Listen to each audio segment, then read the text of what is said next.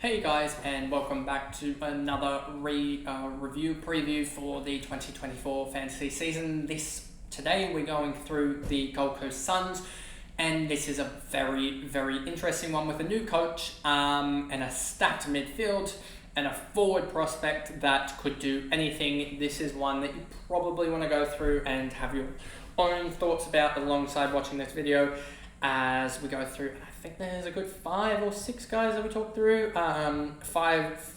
Three main guys. One guy that a guy on Twitter wanted me to look at, and then also a guy, one of their rookies who I think could actually be the most influential rookie for Gold Coast. He won't have much influence on the other sort of results. As I'm trying to scroll down to Twitter just to get the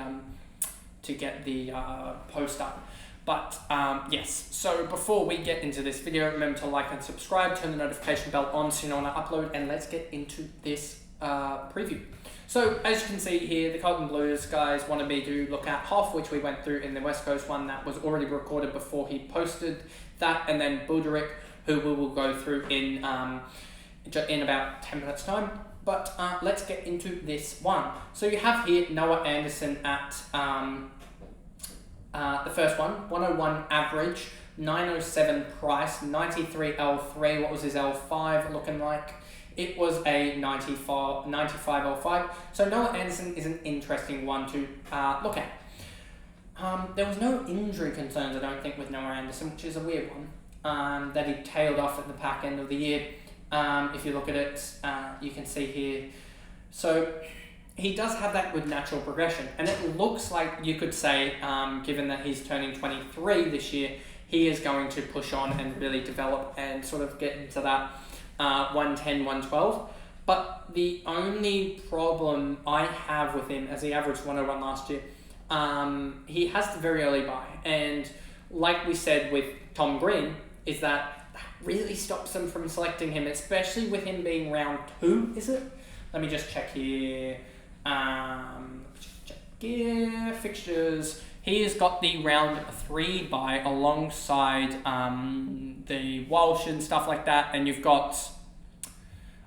Do they have, or is that the same bye potentially as the likes of Tom Green? They might have the same bye as Tom Green, so you know you're going to picking one of them at max out of across the whole thing, and I don't think you'd want. I think Tom Green's a better prospect than Noah Anderson, let's just put it that way.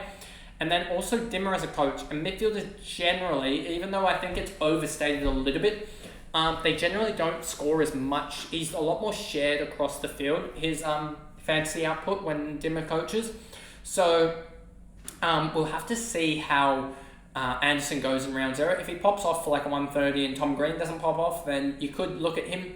But I reckon you could go straight from Noah Anderson to the likes of likes of Walsh in round 3 after they've gone through their bye, etc. So there is that, but and then you'd still have the ability to do other stuff. But there also is the thought that Noah Anderson doesn't score as well or something, and Took is the one that takes over, etc. And then that causes all chaos. But I would just be looking at Noah Anderson, just looking at his round 0 and his preseason game and just seeing if he's going 120. Because if he goes 120, then there definitely is a thought of him averaging 115, 110 for the year and making that next step. So there's that. He's had the good natural progression, 58, which was taken up to a 73.6 when you include the 1.25 multiplier for the COVID year. Then he went to an 81, a 98, and has stopped a little bit with the 100.5%. CBAs have held at 71% this year, so not really. So you could see growth there, but I think with the stacked midfield of Rowell, Noah Anderson, Took Miller, Flanders, etc., and also Bailey Humphrey, you've got to mention him, there is the fact that he might just stay at 71. So yeah, he might just hold under the new coach at 70%. So that would be a watch as well to see what he pops in preseason and round 0. Then we move on to Took Miller. If I bring up him in here, let's just bring up Took Miller. Where is he? Took Miller, there we go. 2023 average 96.2, and we bring up Took. Where is he? He's going to be down here, Miller, and then we press go. And then we get his fancy profile up. And you see Tuke Miller, he is well down, absolutely well down on, and the thing about him is, if you actually look at his fantasy and then his selection, he is selected 22% of the time, and that would be like 50% if there wasn't that round 0. So the Tuke Miller is one interesting one because he basically you can just go, instead of saying potentially steal, I can just go, yeah, Tuke Miller did really well in round 0, and Sam Walsh did really well in round 0. I like the look of those two players. I'm going to go Tuke Miller and then into Sam Walsh, and basically not have to change anything about my structure, gain a little bit of cash because steel is a little bit more expensive, and then potentially gain a lot of cash gen out of that maneuver, and then not have to deal with the primos, structuring, etc. There's that. So Tuke Miller is one that I reckon there's a massive round 0 watch just to see what he puts up, as he's one of the most promising selections. He is massively down. If we go back to here, massively down, a 122 in 2021. Even if you look at his 80.6 in 2020, times that by 1.25, that's 100 season. So he's still down on that. He had an injury affected season as well. He played 13 games, including an injury impacted 48, and by removing that, his averages returned to a 100.3, which is only down 9 on his season. His 2022 season, but down 22 on his 2021 season of 122. So if you look at that and you think about that, he is 26 points down on his best, which is different. He is 28 this year, so he should be in his prime. So if he isn't injury affected, this could be huge. Yes, he's been used in different roles. He was used in a tagging role against Errol Gould in the round. Let me just bring it up. Match stats is going to be, yep. So he was used in a tagging role for a 79 against the Swans, which I don't like. So it'll be interesting to see if Dimmer uses him in a tagging role or not. And I don't know, I'd have to have some people comment on whether Dimmer uses a tagger or not, or whether he just plays on merit. So there is that. So he can be used in the tagger, but he can also rack up massive tackles. So I think he's one to watch in preseason and round 0, as he is a potential sort of 105, 110 guy, which is massive upside, which if he gets going early, he could be massive. You could gain 120, 130k in the first couple of weeks if he just goes nuts, because he's priced at 96. If he goes at 130, 140, his break even will be like 50 or 40, and he goes 130 in round 1, he's going to have a double price rise of potentially somewhere close to 70 or 80k. Then he has the doesn't he have a nice fixture leading into, he goes Richmond, Adelaide, and then Western Bulldogs, which is fantasy heaven pretty much. And so he should be able to really rock up the scores. And I don't know where I'm pretty sure playing at home, both the first 2 weeks, and then then out at, is that like Albury or something, or is that in? Don't tell me that's Darwin. If that's Darwin, no, TIO Stadium's Darwin. So he plays North and Geelong at TIO. So don't select any of the halfbacks there. That is mistake number 1 I had from 2023, as it's dewy out there. So don't select. You might actually want to select the midfielders for that role. He does have a favourable round 14 bye as well, so you've got to favour that in as well over the people that have the round 15, which is a little bit more annoying. But I like this selection, but he's definitely just one to watch. Then the next one to talk about is probably the man that is one of the most selected players, if I can find him, Sam Flanders. Where is he? He is up here, got him. There he is, 89.6. And let's switch across to him here, Sam Flanders, and then press go. And then let's get to his fantasy profile here. And you look at his fantasy profile and you think, what is there to gain out of this? He's got a 69, a 56, 53, a 26, and a 56. Take all of those games out, and he averages 14 times by 89.6, and he goes 1, 2, 5, 4, minus 69, minus 26, and then minus 56 equals that, and then you divide it by 10, because he's only played 10 games, and he averages 105 when he's in this new role, which is absolutely huge.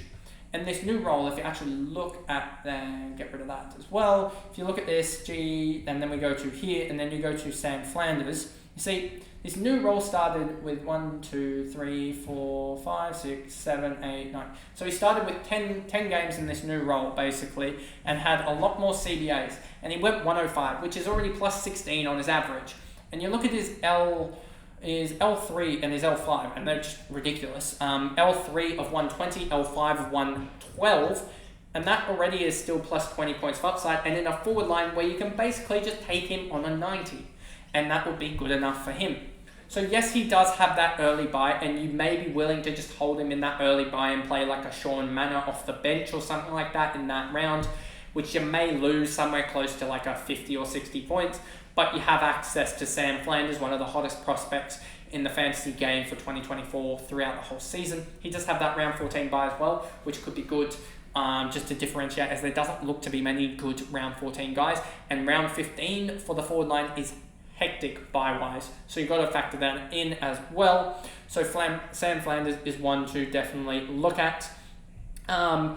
And yeah, I basically went through all of this. The one question mark I have is, what is the role going to be from Dimmer for Sam Flanders? And if he's a forward, then as a forward, I think there's isn't much loss. There's probably 10, 15 points as a maximum, but I still think he's developing. Like, look at his profile here. So we go here. He's 20. He's going to be 23. He's developing he's a midfielder as his best.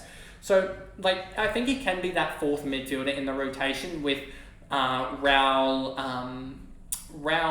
Anderson and Miller. So I think he can be that fourth midfielder, averaging 40% CBAs, 35% CBAs, which is really, really good, I reckon. And yeah, so just looking at my notes here, the big question obviously is which role is he going to play. It's almost a 30-point swing, whichever role he plays. And I reckon he's one that you've got to start. Well, just look at his round 0 score in his preseason to see his role. But if he has that role, you've got to start him, as he's one that could get away quickly. He could be almost ungettable without sacrificing a good rookie or something like that, which is, you can't really do that. So I reckon he's one that you just got to slot in at F1 or F2 and then just keep him there and just hold him throughout the season. He is going to be heavily owned anyway, so if you look at his ownership, he is 45% owned, 46% owned. He'll be like 55% owned by the time the preseason ends. So 55% owned is basically just whatever happens to him doesn't really matter for the top end of the field. So there's that. The next guy that you wanted me to look at was Budrick, and I couldn't get much info on him. And I won't be using much of the actual on-screen overlays. He's priced at 55.8, coming in at 504, which is well down on his 70 through 74 that he averaged at the back end of 2023. And that is what, 18 points of upside just there. The only problem with him is that it's such a small sample size, and I didn't get much of his VFL stats, but I think he averaged around 80-85 in the VFL, so it'll be interesting to see if he gets that distributing defender role at the Suns, but we'll just have to wait and see on that front about that role. And yeah, he did perform well in the Suns VFL side, but he only came back in halfway through the season as he had that second ACL injury. And I just want to look, what is his age, as I don't think he's too old. Budrick, let's look at him, let's see how old he is. He's only 22 already. So he already 22, 2 ACLs, so 2 seasons basically cooked already at 22. He's massive injury risk, I reckon, just because of that. So I reckon he's one that we just got to look at preseason around 0, because if he pops off and goes 90-90 and is a defender with at that price, then it's almost better to have him over like a Heath Chapman, because he's going to be quick cash gen, and you can get him up to someone like a Wangadeen Malira in the space of a couple of weeks, to be honest with you, as that 504 will turn into almost a 600 quickly, and then it's just a matter of getting that first rookie swap and getting that premium in with Wangadeen Malira or an 800k or Carl Amon potentially in round 6 if you think about it that way.